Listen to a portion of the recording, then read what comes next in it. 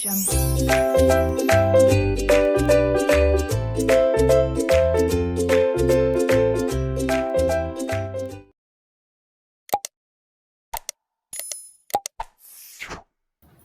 hello everyone, and welcome back to my channel named Learning to Learn. So, in the last class, we did what do you mean by teaching, and I just explained you the definition of teaching. Like, teaching is a process in which learner, teacher, and all the other variables are organized in a systematic manner to attain some predetermined goal. If you want to watch this entire lesson in Hindi, तो हिंदी में भी ये lesson मैं already upload कर चुकी हूँ. Please उसको जाके आप देख सकते हैं. अब मैं आपको डिस्कस करने वाली हूँ concept of teaching. Now I'll be discussing concepts of teaching. So we have basically two different concepts of teaching. The first one is formal teaching and the second one is informal teaching.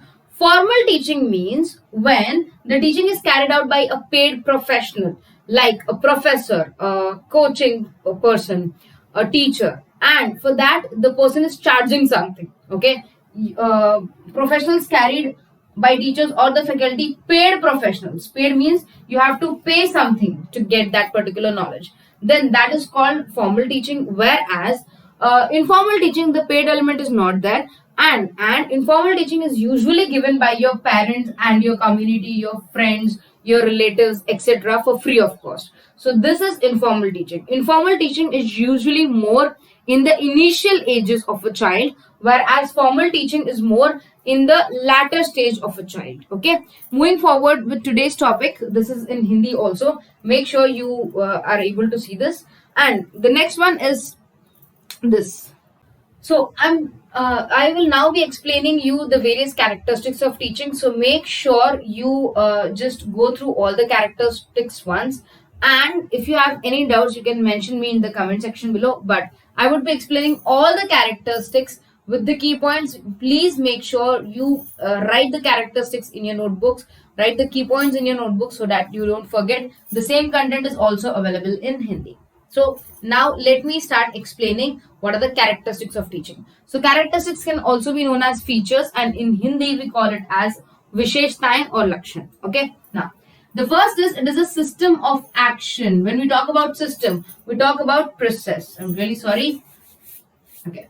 When we talk about system, we talk about a process, a step-by-step activity. So the key word here becomes it is a step-by-step activity where you have to follow all the steps. You cannot shuffle the steps. You cannot skip any of those. You have to complete one step, then other, then you can jump to the other step. So like simple example, if you are reading right now, you'll be giving the examination and then you would be able to see your result. It's not like you can get the result first, then you'll give the exam, then you'll start reading. No, that is not possible. So we have a step-by-step activity which we cannot skip nor we can shuffle. The next is it is a professional activity. It is done by paid professionals. It is done by someone who exactly has the knowledge, who exactly knows what to do, who exactly knows how to do that stuff. So that is a professional activity. The next is it is subject to analysis and assessment. Each and every teacher analyzes their students, sees that their students understand the topic or not, and then move forward. So it is you can say it is subject to analysis and assessment. Now the next one is it is an interactive process. Interactive here means by communication. It is a two-way process. It is not a one-way process where if I am teaching this live or in an online live class, you might be able to ask me, respond, or give your feedback. Right now, after this particular lecture, in the comment section, you can give your feedback that yes, ma'am, I liked it, or I did not like it, or this was the problem. Please help me. This is the doubt. So it is a two-way communication process. It is a two-way communication process. The next one is it is a specialized task. Yes, it is a specialized task. It is not done by any person. It is done by a person who knows what he is doing, who has an experience, who gets the knowledge, who has the proper education for this. Okay. The next is it is collection of various modes. We have large group teaching method, small group teaching method, individualized teaching method, online teaching method, offline teaching method. So all these methods are various teaching methods. So these are you can say teaching can be done in various methods. There is not a single method where you have to follow. You can follow multiple methods. Okay. The next one is it has different levels of teaching. We usually have 3 levels of teaching: memory level, understanding level, reflective level. That I would be uploading soon, so make sure you watch that out. It takes place in dynamic environment. Dynamic means which keeps on changing, which is not static. So dynamic means which keeps on changing. A classic example for that would be, I think you might have studied the story of Eklavya, where Eklavya could not get education, so he just made a statue of his favorite teacher and started learning by observing. And then because the person, the guru, considered that yes, you are my disciple and I am your guru, so make sure you give me guru dakshina. And guru dakshina, he asked his thumb. Okay, so can I do the same thing now? Can I do the same thing now? Can I ask for your thumb if you clear your net examination or JRF examination by watching these videos? No, I cannot. That is not right. At this particular point, it is not right. At that particular point, it might have been because of the situation and because of the level of education and everything. But right now, it is not correct. It is not correct to ask for a child's thumb because I have taught him. So the environment is completely changed, but the teaching is still taking place. I'm teaching you, you're learning from me. So teaching takes place in a dynamic environment. Dynamic means which keeps on changing. The next one is, it is an art as well as science. Art here refers to personalized application of your skill. For example, you heard a song. You can immediately be able to tell if that is actually sung by Ajit Singh sir or Atif Aslam sir or any other person, because everybody has their own style of singing, correct? So art here means it is personalized application of your particular skill, whereas science refers to cause and effect relationship. So if I teach in a good manner, you'll be able to learn. If I teach in a bad manner, you might tend to confuse. So that, I'm really sorry about the background noise. Okay.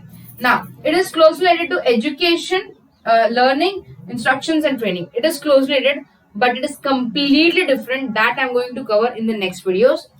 It tends towards self-organization. Yes, because you have understood all the concepts, because you are now a teacher, because the teaching process is going on, everything goes step by step, and it will be very helpful for you to stay in a very organized manner. You get a very organized thought that yes, this is the cause, this is the effect and everything. So these are the basic features.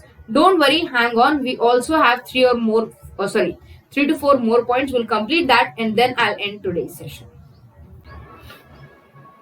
So these are the other characteristics of teaching. So we have 16 points in total, and let this you can say get dry and we will start learning now.